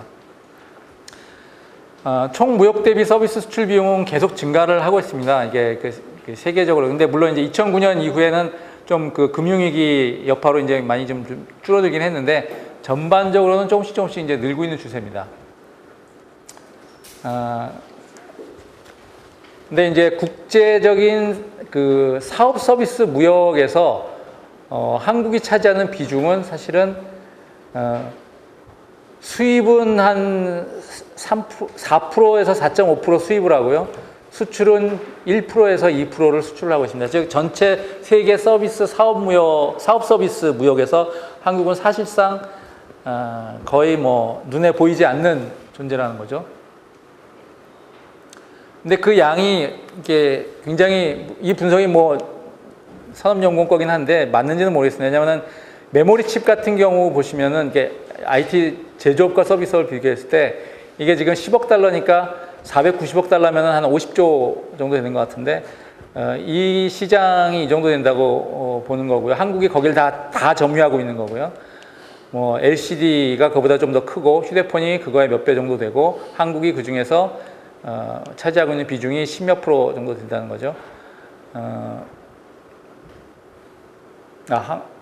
이게 시장 점유율입니다. 한국이 전체의 47% 점유를 하고 있는 겁니다. 이게 그러니까 메모리 칩의 47% 한국이 점유하고 있는데 전체 금액은 약 한 500억 달 50조 정도 된다는 거예요. 근데 IT 서비스 쪽이 보시면은 한 600조 정도 되는 거고요. 2010년 정도 600조 되는 거고. 근데 거기서 한국이 차지하는 비중은 뭐 한 2% 조금 넘는다. 이렇게 지금 그러니까 시장이 훨씬 더 크다라는 얘기를 하는 것 같아요. 무역 수지가 계속 이제 수출보다는 수입을 사업 서비스를 많이 하고 있는 것이고 비중을 보시면은 이제 사업 서비스 전체적으로 주로 이제 마이너스가 뭐냐면 미국에서 많이 수입을 해오고 일본에서 많이 수입을 해오고 EU에서 수입을 해요. 주로 EU하고 미국에서 많이 수입을 해옵니다. 마이너스가 나온다는 거는 권역별로 봤을 때 지식재산권은 월등하게 이제 미국 쪽에서 많이 가요. 컴퓨터 정보 서비스는 그다지 우리가 이제 무역 수지가 오히려 플러스인 경우죠. 기타 사업 서비스는 뭐 많이 마이너스가 나오는 거고요. 그래서 근데 이제 이거는 단순하게 사업 서비스라는 개념만 포함했을 경우인데 제조업 수출의 중간재로 투입된 사업 서비스를 보시면은 한국이 이게 가장 낮은 OECD 국가 중에서는 가장 낮은 포션을 지금 취하는 겁니다. 이게 뭐냐면은 OECD 평균이고 이게 가장 높은 국가, 가장 낮은 국가 25%에서 75% 사이인데 이게 이제 한국이 결국은 OECD 국가 중에서 제조업 수출할 때 중간재 투입으로서 사업 서비스 없이 나간다는 거거든요. 뭐 쭉 이런 이제 서비스업에 관련된 설명을 드렸는데 이게 과연 이제 재벌과 무슨 상관이냐 이제 이 얘기를 이제 서서히 좀 드리려고 합니다. 아까 서두에서 말씀드렸지만은 산업 구조가 변화를 해야 된다. 그리고 제조업의 구조 변화가 필요하다. 그런데 이게 잘 변화하지 않는 이유는 크지 않은 이유는 그러니까 사실은 제조업과 서비스 산업 간의 매개체 역할을 하는 생산자 서비스 산업의 낙후성 그리고 낮은 활용도에 주로 기인하는 것으로 생각된다. 이게 산업연구원에서 2014년에 나온 그 보고서의 내용입니다. 그러니까 이게 대표적인 서비스 적자 항목이다. 사업 서비스가. 이유는 우리 기업의 경우 생산에 투입된 서비스를 전문 기업으로부터 구입하지 않고 내부에서 충당하는 경향이 강하다는 거죠. 사실 그러니까 대기업 내에서 활용도도 낮고 뭐 이런 문제가 있다는 거고요. 그 걸림돌로서 외국에서는 이제 그런 이 중간재로서의 사업자 서비스를 아웃소싱을 하고 그걸 구매를 해서 핵심 영역에 집중하고 각자가 핵심 영역을 갖다가 전문화해서 서로 이제 상승 효과를 나타내게 되는 그래서 이제 이 구매회사 또는 이제 그 클라이언트 회사죠. 클라이언트 회사는 그 나름대로 이제 그 핵심 영역에 집중해서 경쟁력을 향상하고 그리고 이제 그 사업 서비스를 제공하는 회사도 마찬가지로 이제 그런 이 경쟁을 통해서 자기 몸집을 불리고 전문성을 확대해서 결국은 전체적으로 고부가 가치를 하게 되는데 한국은 이건 제가 쓴 말이 아니고 이제 제조업 중시 사고 방식과 내부 조직 선호 경향, 계열사 거래 관행 요게 이제 키인데 이것 때문에 아웃소싱이 미활성화되면서 경영 자원이 재벌 그룹 내에서 보면은 계열사 내에서 분산이 됩니다. 그래서 경쟁력이 전반적으로 이렇게 분산이 되는 거죠. 반면에 이제 그런 사업 서비스 업체는 영세성을 면치 못하게 되고 전문화 과학화가 따라가지 못하면서 이제 부가가치가 낮은 경제로 지금 머물러 있는 이제 상황입니다. 재벌그룹. 그래서 한번 그 우리나라 재벌그룹들의 계열사들이 도대체 어떤 회사들이길래 저런 형태가 나타난지 한번 구체적으로 한번 삼성하고 LG 두 군데만 들어서 볼게요. 삼성의 전자 부분을 보시면은 제조업 분야가 있고 사업 서비스업 분야가 있습니다. 제조업은 뭐 아시겠지만 큰 데들이죠. 삼성전자, SDI, 삼성전기, 삼성 디스플레이, 삼성 코닝 이런 데들이 이제 제조업 계열이고요. 삼성전자 판매, 삼성전자 로지텍, 그거는 이제 이제 로지스틱 물류 쪽이고요. 삼성전자 서비스 수리, 삼성 SDS, SI IT 서비스, 크레드는 이제 전자교육, 이러닝, 그다음에 뭐 컴퓨터 프로그래밍 시스템 통합 관련 이런 회사들이 있습니다. 보안 회사죠, CQI는. 건설 중공업 부문인데요. 사실은 건설업도 어떤 의미에서는 사실은 서비스업인데 여기서는 별도로 건설업을 뽑았습니다. 그래서 삼성물산 건설, 삼성물산 리조트, 삼성중공업. 이게 이제 좀 제조 건설 쪽이라면은 여기서도 마찬가지로 통신 쪽 공사, 그다음에 부동산 개발 및 공급업, 엔지니어링 서비스, 삼성 엔지니어링, 그리고 이제 전기, 가스, 증기, 공기 조절 공급업 이런 업체들이 이 분야의 사업 서비스업이고요. 이제 서비스업은 서비스 업종 계열사들 보면은 소비자 서비스와 사업 서비스로 나눌 수가 있습니다. 소비자 서비스업은 삼성물산 패션 부문, 그다음에 여기도 마찬가지로 제일 옛날에 모직이죠. 제일 패션 리테일, 내추럴 라인, 호텔 신라 이런 것들이 소비자 서비스업인 반면에 삼성물산 상사 부문, 상품 중개업, 제일기획, 그리고 일본과의 합자 제일 그 광고 기획사, 보안회사인 경비회사인 S1 CRM, 뭐 삼성경제연구소, 뭐 삼성 웹스토리 이런데 이거는 이제 푸드 서비스, 식재료 유통업 이런 데들이 이제 사업 서비스업에 속하는 거고요. 생명과학 부문에서는 오히려 연구개발업 하나만 서비스업이고 나머지 셋은 주로 의료 정밀 과학기기를 만드는 뭐 이번에 문제가 된 삼성 바이오로직스 같은 기업들이 있습니다. 삼성 메디슨. 그리고 이제 통으로 이제 금융 서비스를 하는 금융 서비스 그룹이 이제 자질하고 있죠. 이렇게 보면은 거의 절반까지는 안 되죠. 거의 절반이 사실은 사업 서비스 계열사를 가지고 있습니다. LG도 보시면은 LG는 더 많아요. LG 전자 쪽에서는 LG전자, LG 디스플레이, LG 이노텍, 카메라 모듈, 뭐 LED 패키지 만드는 여기가 이제 제조업인 반면에 아시죠? 하이프라자. 이거는 이제 사업 서비스라기보다는 이제 사실은 소비자 서비스에 속하는 거일 수도 있는데 판매 서비스. 하이엔텍이라고 환경 쪽에 엔지니어링 설계하고 시공하는 업체. 그다음에 이제 하이엠 솔루텍, LG 히다치 워터 솔루션이라고 주로 수처리, 폐자원 에너지 이런 거 설계하고 시공하는 이런 회사. 이노싱크라고 이제 기술 사업화와 R&D 성과 분석해주는 컨설팅 서비스 회사, 콜센터 자회사인 하이텔레 서비스 이런 애들이 전자부문 서비스업이고요. 화학 부문은 뭐 상대적으로 역시 여기는 제조업이 많습니다. 화장품, 식음료, 뭐 또 화장품, 더 페이스, 뭐 건축자재, 알루미늄 시스템, 창호 이런 데들이고요. 반면에 이제 화학 부문에서는 시텍이라는 회사가 대산 석유단지라고 있습니다. 그 석유단지 내에 일체 유틸리티와 물류 서비스, 뭐 연구 지원 이런 것들을 제공하는 시텍이라는 회사가 사업 지원 서비스로 LG 계열사에 있습니다. 그리고 통신 서비스 부문은 통으로 다 서비스업이죠. 그러니까 LG U+는 그러니까 소비자 통신 서비스도 하면서 기업 통신 서비스도 하고요. 그다음에 이제 뭐 LG CNS가 대표적인 이제 SI IT 서비스 업체, 콜센터, 그다음에 이제 경영 아웃소싱이라 해서 아시겠지만은 ERP, 그다음에 BPO 뭐 이런 것들을 하는 회사고요. ATM만 따로 이제 그 관리하는 회사가 있고, 서브원은 이제 총무 구매 전담 회사, 전담하고 건물 관리, 레저 시설 운영이라는 기업 서비스를 하고 있고, 그다음에 교육 서비스나 연구 개발을 하는 LG 경영개발은 LG 연구원, 광고 지주 회사가 있고, 그다음에 옛날에 LG L이었던 HS 엘베스트가 있고, 종합 상사인 LG 상사와 물류 서비스인 옛날 범한 판토스였는데 지금은 그냥 판토스라고 하는 해운 물류 서비스 회사였습니다. 그래서 LG는 오히려 사업 서비스업이 더 많은 이제 회사죠. 개수로만 보면은. 그래서 삼성 계열 그룹사가 67개 계열사가 있는데 그 중에서 성균관대 같은 교육기관, 삼성병원 같은 의료센터, 그다음에 농구단, 야구단, 뭐 축구단 이런 스포츠 다 20개가 있습니다. 빼면은 실질적으로 그 시장 활동을 하는 이제 업체들이 한 47개가 되는데 그 중에서 사업 서비스 회사가 39개입니다. 47개 중에 40개가 사업 서비스 회사고요. 금융 부문을 제외하더라도 32개 중에 24개가 사업 서비스 회사입니다. LG그룹은 43개 계열사가 있는데요.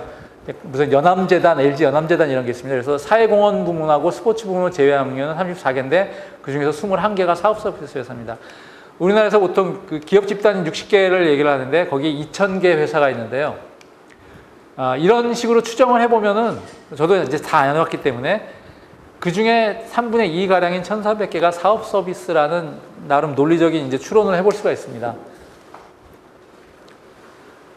특히 보면은 사업 서비스업 부문에 서비스업 전반에서 보면은 그 기업 집단, 10대 기업 집단, 30대 기업 집단, 50대 기업 집단이 차지하는 비율이 정보 영상통신, 뭐 방송통신 출판 정보 서비스 같은 경우에는 45%, 거의 절반을 50대 그룹이 차지하고 있고 또 10대 그룹이 거의 20%를 차지하고 있고요.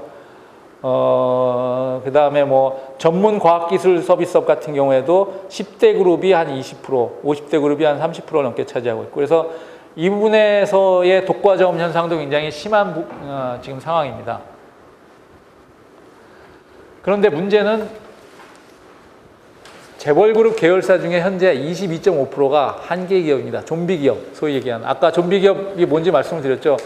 한 해 벌어들인 영업이익이 이자 지불 비용보다 적은 경우, 사실상 계속 마이너스가 되고 있는 경우인데, 이게 이제 그 재벌닷컴이라는 이제 사이트 아시죠? 거기서 2014년도 회계년도 공기업 제외하고 30대 그룹의 1,050개 계열사 가운데 봤더니 그런 곳이 236개사로 전체의 22.5%를 차지하고 있습니다.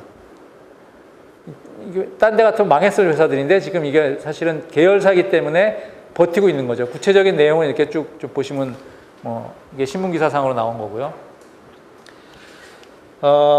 파이낸셜 신문 보도에 의하면은 결국 30대 그룹의 부가가치가 퇴보하기 시작하면서 국내 총생산 GDP 증가율도 낮아지고 있다고 분석을 하고 있습니다.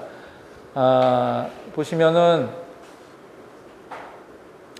30대 그룹 중에서도 유독 상위 10대 그룹의 감소율이 두드러지고 있는데, 특히 재계일이 삼성그룹을 비롯해서 포스코, GS, 현대중공업, 한진 등 대기업의 부가가치 창출이 줄줄이 하락했기 때문에 결국은 이들의 부가가치 하락이 우리나라의 그 GDP 성장률을 감소시키는데 1등 공헌을 사실은 했습니다. 이 줄어든 양이. 보시면은 뭐 1조 원, 뭐 7조 원 이런 식으로 부가가치가 감소를 합니다. 5개 그룹에서.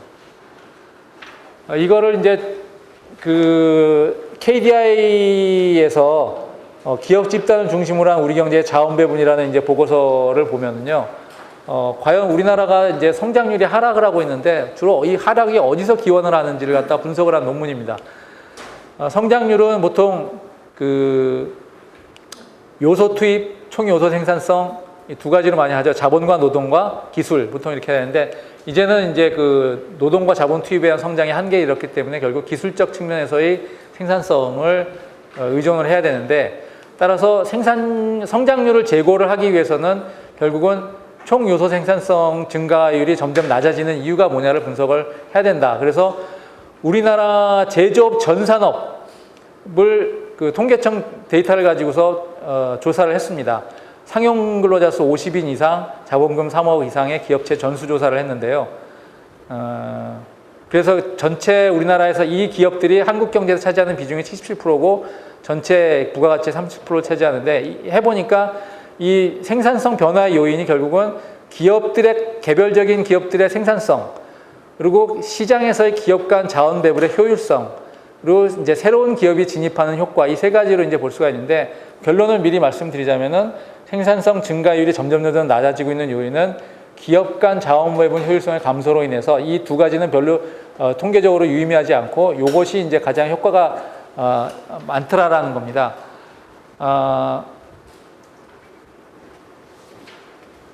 즉 시장 경제의 핵심인 경쟁과 선택을 통한 효율성 제고가 이게 원만하게 이루어지지 않고 있다라는 얘기예요. 그러니까 기업의 생산성은 오히려 조금씩 계속 증가합니다. 기업의 생산성은. 그런데 기업의 생산성이 조금 증가하는 기업이 있고 크게 증가하는 기업이 있는데, 이게 자원이 조금 증가하는 데서 크게 증가하는 데로 이전을 해와야지 여기는 더 클 수 있는데, 여기는 왜냐하면 생산성이 조금 증가한 데는 자원을 배분해봐야 별로 증가를 못하는 거거든요. 근데 이런 자원 배분의 효율성이 2008년 이후에 지속적으로 감소해서 이로 인해서 즉 기업 자원 배분 효율성이 감소함으로 인해서 노동 생산성은 매년 평균 0.7% 이상씩 하락하고 총 요소 생산성도 마찬가지로 이 평균 생산성은 증가하는데 배분 효율성은 떨어지면서 결국 매년 0.4%를 이렇게 끌어내리는 역할을 지금 하고 있습니다. 이 얘기는 결국은 시장 경제에 보이지 않는 손이 만약에 효과적으로 작동을 하였다면 생산성 높은 기업에 더 많은 자본과 노동이 생산 요소가 배분이 되었을 텐데, 기업이 성장했을 텐데, 생산성이 낮은 기업으로는 이게 더 적게 가서 규모가 줄어들면서 경제에 미치는 영향도 적어질 텐데 그래서 이 효율성이 늘어날 텐데 이렇게 되고 있지 않다는 얘기예요. 이 똑같은 방법론을 가지고 미국에서 이제 데커라는 등이 연구한 거에 의하면 미국의 노동 생산성 증가도 여기서 기인한다. 아까 말한 다른 요인보다 이렇게 이제 분석이 됐다고 하는데 그 중에서도 아까 말한 그 기업 77%를 차지하는 기업들 중에서 독립기업과 집단기업으로 나왔습니다. 소위 말하는 그룹사죠. 그룹사와 일반 독립기업하고 나눠보니까 이게 규모별로는 차이가 안 나요. 대기업과 중기업과 소기업은 차이가 안 납니다. 즉 대기업, 대기업, 독립대기업과 그룹대기업, 독립중기업과 그룹중기업의 차이가 별로 없다라는 거예요. 그런데 차이를 막론하고 기업 2010년을 기점으로 해서 2006년에서 10년까지는 그래도 조금씩 증가를 했는데 여기서부터 이렇게 증가하는 겁니다. 이게 보시면은 집단 기업인데 조금씩 노동 생산성이 발전을 했는데 근데 그 발전에 기여를 한 겁니다. 이게 기여를 한 건데 2010년을 기점으로 해서는 푹 떨어지죠. 그래서 사실상 6.3%가 이때 감소를 하게 만듭니다. 이것으로 인해서 여기서 6.3%가 감소하면서 전체적인 자원 배분 효율성은 2.7%를 끌어내리게 됩니다. 이게 총 요선 생산도 마찬가지로 독립기업은 거의 그대로 유지를 하는데요. 이 독립기업은 약간 낮아지지만 0에서 그냥 왔다 갔다 하는데 이 집단기업은 2010년까지는 그래도 좀 증가하다가 그때부터 이제 본격적으로 이게 하락을 하기 시작합니다. 10% 가까이 하락을 했습니다.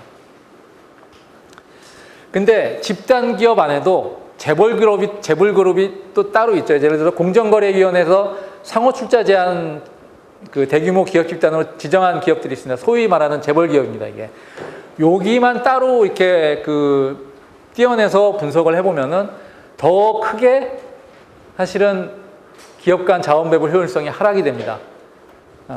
따라서 2011년 이후 우리 경제의 자원 배분 효율성은 기업 집단을 중심으로 주로 하락을 했고요. 특히 소수의 공정거래위원회 지정 상호출자 제한 대규모 기업 집단을 중심으로 하락을 하는 모습이 분석이 되었습니다. 이게 이제 KDI가 올 4월에 낸 보고서의 핵심 내용입니다. 뭐 똑같은 얘기인데요. 결국 그 하락의 주범이 어디냐? 아까 그렇게 강조해 마지 않았던 한국의 산업구조가 발전해서 경제성장률을 끌어올리기 위해서는 그렇게 중요하다고 말씀을 드렸던 사업서비스업과 그룹사 간의 내부 거래, 여기서 문제가 발생을 하는 겁니다. 여기 보시면 계열기업, 이건 제가 그냥 저희들이 다 카피해 놓은 건데요. 계열기업 업종별로 내부 거래와 총수 가족 지분을 보면은 내부 거래 비중과 총수 일가 지분 모두가 높은 업종은 주로 서비스업 분야로 나타나고 있다. 컴퓨터 프로그래밍 시스템 통합 관리업, SI 업체죠. 정보 서비스업, 부동산업, 기타 전문과학 기술 서비스업, 사업 지원 서비스업 등의 업종이 여기에 해당된다. 특히 이들 업종은 내부 거래 판매 비율이 구매 비율에 비해 압도적으로 나타났다고 했다. 이게 무슨 말이냐면은 이 기업들이 계열사들한테 판 것이 계열사들로부터 산 것보다 엄청나게 많다는 겁니다. 즉 계열사들이 자기네 사업기업으로부터 엄청나게 많은 것을 사고 있다는 얘기거든요. 왜? 그 기업은 이 소위 말하는 사업 서비스 기업들의 총수 일가 지분율이 보시면은 50대 그룹 재벌 총수 지분율이 2%입니다. 그리고 재벌 친족들의 지분율이 2%라서 이 두 개 합치면 총수 플러스 친족의 지분율이 4%인데 기타 제품 제조업은 뭐 그냥 5%인데 30%가 2세가 갖고 있습니다. 컴퓨터 프로그래밍 시스템업 총수는 2%인데 2세가 17% 갖고 있습니다. 합치면은 약 20% 나오죠. 요거는 합치면 한 30% 나오고요. 정보 서비스업은 뭐 이상하게 통계가 안 나오고, 그 다음에 건축 엔지니어링, 기타 과학기술 서비스업 마찬가지로 그 2세 지분율이 더 높게 나오고, 기타 전문과학 서비스업도 그러니까 총수 지분율이 합치면 30%입니다. 근데 여기 보시면은 구매는 별로 안 하는데 계열사들한테 판매한 것이 내부 거래 비율이 30%, 58%, 40%, 55%, 83%입니다.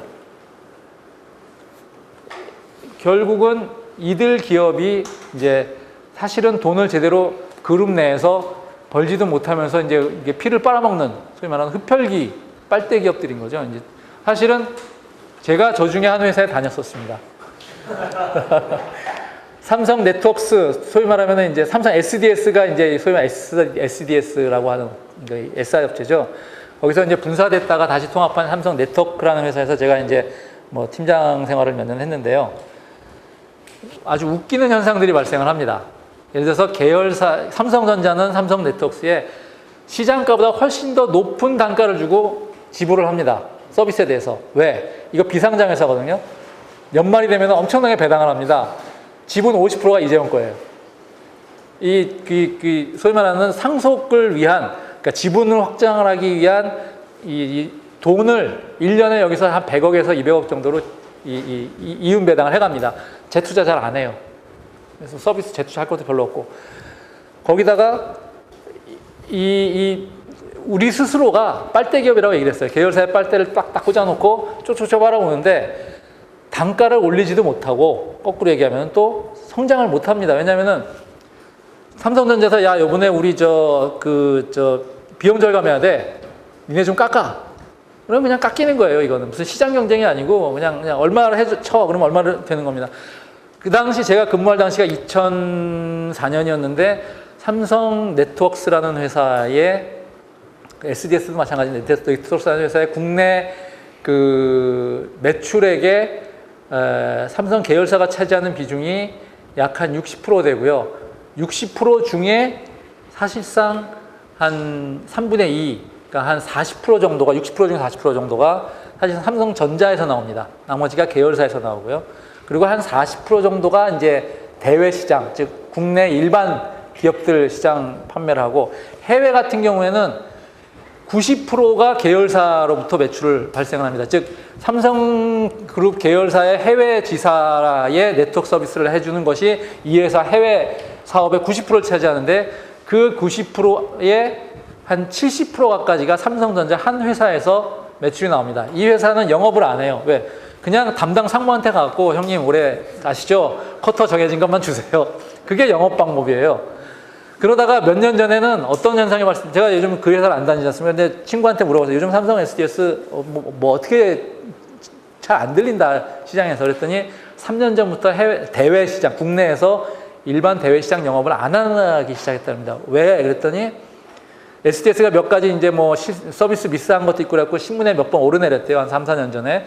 그랬더니 삼성전자 옛날에 구조본인데 지금 없고 삼성전자 투자조정실에서 불러갖고 물어봤답니다. 야, 니네 1년 국내 매출하고 이게 얼마나 되냐? 국내 매출 한 3조에 그 순이익이 한 5천억, 영업이익이 5천억 나옵니다. 그러면은 그 중에서 그룹사 시장 말고 대외 시장은 매출 이익이 얼마나 됐더니 매출액 한 5천억의 이익이 있을 때도 똔똔입니다. 그랬더니 삼성 구조본에서 하는 말이 야, 하지 마. 삼성전자의 명예를 더럽히지 마. 브랜드 가치에 손해가 와.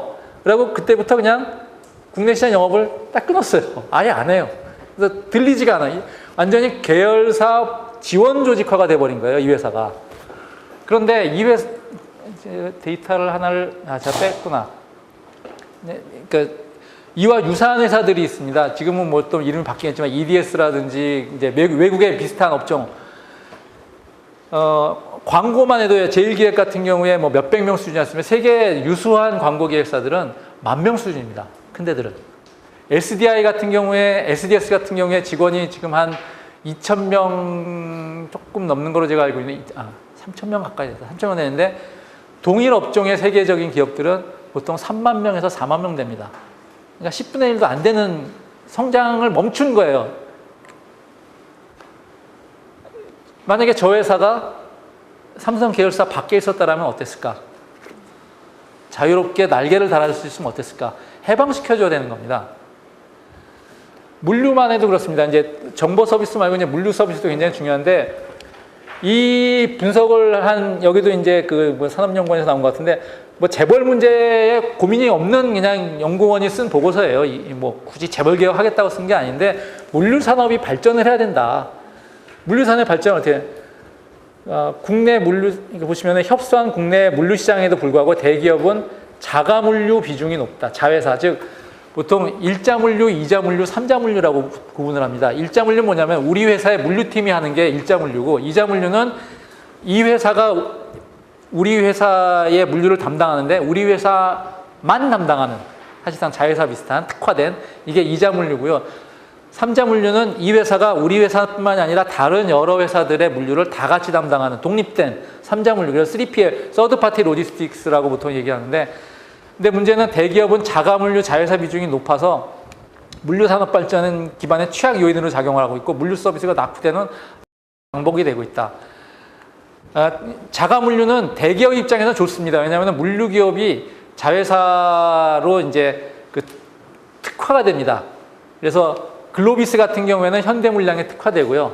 삼성, 그 아까 로지스틱스는 삼성물류 특화. 그래서 모기업 입장에서 보면 참 편한데 이 회사가 다른 회사에 서비스를 하려고 하는 순간 못하게 되는 거죠. 맞지가 않아서 이게. 너무 여기에 특화가 돼 있기 때문에.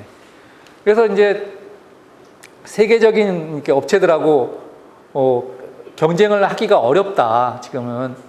초기에는 성장하기가 어려워요. 초기에는 가두리 시장이기 때문에, 가두리 양어장이기 때문에 쑥쑥 큽니다. 그러다가 딱 가두리에 꽉 차는 순간 성장을 멈추게 되는 이런 현상들이 있는 거죠. 이제 그런 문제점들을 이제 뭐 제공 분석을 쭉 한 겁니다. 그래서 SI 업체나 물류 업체나 이렇게 굉장히 중요한 두 개의 고부가 가치 사업 서비스업인데 결국은 아까 말씀드린 그룹 내에 있으면서 이제 기업 간 자원 배분의 효율, 사실은 경쟁력이 약한데도 불구하고 거기다가 이제 계속 퍼주기를 한다라든지 실제로 더 경쟁을 각자 해야 되는데 이런 이제 문제점들이 나타나는 거죠. 이거는 이제 서울대 박상인 교수 PPT에서 제가 따온 겁니다. 그래서 저작권을 분명히 이제 밝히는 건데 그랬을 때 이제 재벌 개혁을 그러면 하긴 해야 되겠는데 걔네들을 해방시켜줘야 되겠는데 그래서 성장을 하도록 우리가 오히려 재벌 계열사들의 그 중견기업들이죠, 보통. 이들이 성장하도록 좀 풀어놔줘야 되겠는데 어떻게 그럼 풀어줄 수 있을까? 그러니까 이 효과성과 수용성, 즉 이게 실제로 재벌 개혁에 도움이 된다라는 점과 함께 실제로 재벌들도 그거를 어느 정도 수용 가능한지 이 두 가지를 고려해서 정책적으로 적용해야 되는 원칙을 얘기를 합니다. 그래서 주로 이거는 이제 그 이스라엘의 2013년인가? 2013년에도 이제 이스라엘에서 이 재벌 문제가 심각하게 우리랑 똑같이 이제 제기가 되면서 거기서도 전 국민적인 어떤 그런 항의 시기까지 발생을 해갖고 결국은 입법을 통해서 재벌 개혁을 해서 재벌을 이렇게 분리를 약간 해체까지 수준은 아니고 분리를 해놨는데 그 방법들입니다. 이 구체적인 내용은 사실은 오늘은 1편이고요. 2편은 우리 최병찬 연구위원이 저 부분을 나중에 또 한번 좀 더 자세하게 이 방법론에 대해서 설명을 하기 때문에 오늘은 제가 그냥 3가지 정도만 이렇게 말씀드리겠습니다. 난 지주회사를, 그러니까 순환출자해서 해라. 순환출자해서 지주회사 만드는데 지주회사는 2층 구조까지만 해라. 뭔가 밑에서 다 투자를 해갖고 손자회사를 만들려면 손자회사를 만들지 말고 이 투자를 지주회사를 통해서 해서 계속 2층으로만 유지를 해라. 그래야지 가공자본이 형성이 안 되는데 여러분 가공자본이라 뭔지 아시죠? 그러니까 내 자본이 아닌데 타인 자본인데 그걸 이용해서 내 지배력을 넓히는 것이 가공자본입니다. 즉 저번에 한번 그 자료 나눠드린 거 보시면은 우리나라 그 30대 계열사, 60대 계열사 보면은 총수 지분 한 4%, 일족 지분까지. 그런데 한 30%에서 50% 많이는 70%까지가 계열사 지분이에요. 그래서 이 계열사의 지분은 또 계열사끼리 갖고 있기 때문에 사실상 여기에 투자한 나머지 한 30-40% 지분을 갖고 있는 그러니까 다른 주주들, 그러니까 오너와 계열사 주주가 아닌 다른 주주들은 더 많은 이익을 얻었어야 됨에도 불구하고 그렇지 못하고 이용당하는 그런 이제 그 도구가 가공자본인데 이렇게 이제 그 지분 출자에 대한 그걸 100% 출자를 제외하고 어쨌든 여기는 이제 그냥 높은 비중의 그 지분을 가져야만이 지주회사가 된다라는 것과 2층 구조로 이제 하는 이런 방식들이라든지 금산분리를 해야 된다라든지 금산분리도 그냥 무조건 분리는 아닙니다. 그러니까 지배적 금융회사와 지배적 산업자본이 서로 상호 소유하는 걸 금지해야 되나. 즉 지배적이지 않은 작은 금융회사와 지배적인 산업자본 또는 지배적인 금융회사와 지배적이지 않은 작은 그 산업자본은 서로 상호 소유가 가능하다. 그런데 둘 다 지배적인 것끼리 하게 되면 그 파급 효과가 그 부정효과가 너무 크기 때문에 그거는 금지시켜야 된다. 이런 거고요. 그 다음에 이제 지배주주의 이해상충을 방지하기 위해서 이건 MOM 규칙이라는 건데 총수 일가의 이사와 임원 임명, 이들의 보수, 계열사 간의 인사병 이런 안건에 대해서는 이사회에서 주주 관계 이사를 빼고 나머지 마이너리티 지분을 가진 사람들 중에서 머저리티 다수결에 의해서 결정하는 이거를 머저리티 오브 마이너리티라는 규칙입니다. 그러니까 지배주주들 소위 말하는 오너 일가 관련된 그러니까 관련자 제외한 비관련자 주식의 의결 속에서의 다수결에 의해서 결정을 한다는 게 MOM 규칙인데, 그리고 이사회와 금산분리와 이제 지주회사 이 세 가지를 통해서 하게 되면은 결국은 이제 점점 이제 거기다가 이제 상속세까지 하게 되면은 사실상 1대 2대를 거치면서 기업들이 이제 주요 이 자본을 이거를 실행하기 위해서는 어차피 돈이 필요합니다. 그러니까 지주회사를 저 법에 따라서 하기에 돈이 필요하면 결국은 자기가 생각하기에 아까 자원 배분의 효율성상 생산성이 낮은 기업들은 자기가 팔아야 지분을 팔고 그 판 지분 그 대금으로 이제 다른 좋은 생산성 좋은 자기가 갖고 싶은 계열사의 지분을 더 많이 장악을 해야지만이 지주회사로 인정이 되기 때문에 그래서 오히려 이런 시장 어떤 자원 배분의 효과를 가져오면서 결국은 이제 그룹이 일정하게 이렇게 매각되는 회사와 남는 회사로 남게 되죠. 어느 회사를 매각할 건지 말지는 알아서 판단을 해라. 이런 이제 그 과정을 거치게 되는 거고요. 뭐 이거는 이제 어떤 과정을 거치면 어떤 단계를 거치면 되는지에 대한 박상인 교수님의 생각인데 그건 뭐 읽어보시면 될 것 같고, 그랬을 때 현재와 미래가 어떻게 달라지겠느냐? 현재는 보시는 바와 같이 이렇습니다. 이게 뭐 삼성 예를 들어서 뭐 LG 뭐 이게 뭐 예를 들어 현대 이렇게 색깔별로 구분을 해보면 결국은 이 성이 이게 한국 경제에서 상당 부분을 차지하는 애들이 성을 딱 짓고서 성 안에서 이 계열사들한테 이 사업 지원 서비스, 사업 서비스, 생산자 서비스 회사들이 다 서비스 제공을 합니다. 근데 얘네들은 딱 이 이상 클 수가 없어요. 성 밖으로 나가봐야 얘네한테 물건을 주는 사람들, 그러니까 이 용역을 주는 사람들이 없습니다. 반대로 이 밖에 있는 사람 회사들을 또 마찬가지로 주로 이런 데들이 큰 회사들이 이제 사업 서비스를 갖다가 아웃소싱을 주는데 이 성 안으로 들어갈 수가 없어요. 그래서 여기도 영세성을 명치 못하고 여기는 중견기업까지는 클 수 있는데 그 이상의 성장은 멈추게 됩니다, 이게. 지금 현재 상태가 딱 이렇게 보통 그리드락이라고 그러죠. 꽉 더 이상 끼어갖고 옴짝달싹 못하는 지금 상태가 이미 돼버렸습니다. 근데 이제 아까 그 박상인 교수님이 말씀하신 이제 이런 식으로 이제 이게 그 하게 되면은 결국은 재벌 소위 말하는 그룹사들이 약간 이제 분할을 하게 됩니다. 그래서 삼성 같은 경우에는 뭐 예를 들어서 이재용의 이제 전자그룹, 이부진의 뭐 금융그룹, 뭐 이서진 맞나요? 네. 이서진의 뭐 서비스 호텔 뭐 이쪽 그룹 뭐 이런 식으로 나온다라든지 이렇게 나눠지고 뭐 LG도 뭐 마찬가지로 아까 보신 화학그룹과 뭐 예를 들어서 전자그룹으로 나눠질 수도 있고 뭐 SK도 뭐 유화그룹과 무슨 뭐 CNC나 뭐 텔레콤 같은 뭐 이렇게 나눠질 수 이렇게 되면은 기존에는 하나같이 다 그 그룹사 걸 받았는데 이게 분리되고 나면은 내가 필요한 사업 서비스업을 못 가지고 분리가 되게 돼요. 즉 SI 속해 있었는데 이제 분리를 하고 나니까 우리 계열에는 SI 업체가 없어요. 어떻게 되냐? 뭐 다른 계열사의 SI 회사 용역을 쓰든지 아니면은 그룹사가 아닌 독립 SI 회사 용역을 쓰든지 결국 그런 선택을 할 수밖에 없게 됩니다.